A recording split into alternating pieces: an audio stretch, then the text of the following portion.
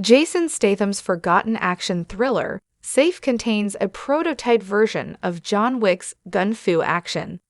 The John Wick movies have had a major impact on action cinema in the last decade.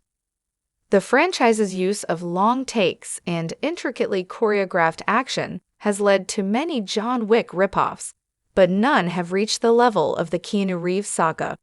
Before helming the original movie together, directors Chad Stahelski and David Leitch were famed stuntmen and second-unit directors who worked on projects like The Expendables and Jason Statham movies like The Mechanic. Stahelski served as the second-unit director for Safe, a fast-moving action thriller where Statham's ex-cop has to protect a young girl from triads, Russian gangsters, and corrupt cops.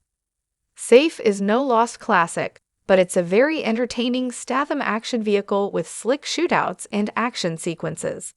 Leitch confessed in the 2025 documentary Wick, despite being shown a test of it in action, neither Statham nor director Boz Yakin felt this style fit the tone of their film, so it wasn't used.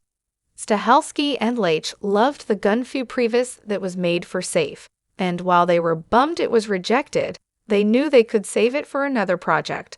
Still, the film has a fight sequence in a restaurant involving Statham's Luke being attacked by triads that features some of the Wickian fighting style. Leitch points out in Wick is pain that this Safe fight features an introduction to the gun-fu concept. It's the introduction of it, in that one fight in the restaurant. There's just like a couple of moments where, you see gun-fu come to life. Safe's restaurant fight definitely has some stylistic similarities to John Wick, but it's not fully evolved either. Instead of long, sleek takes, Safe's fight has lots of shaky cam and quick cuts.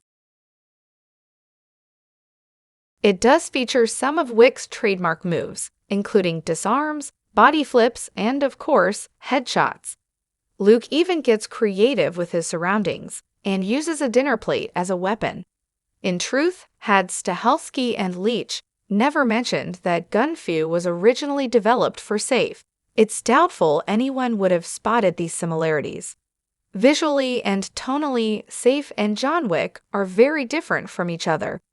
Safe is like a modern version of a gritty 1970s crime thriller that dials the action way up, but it still takes place in something approximating the real world.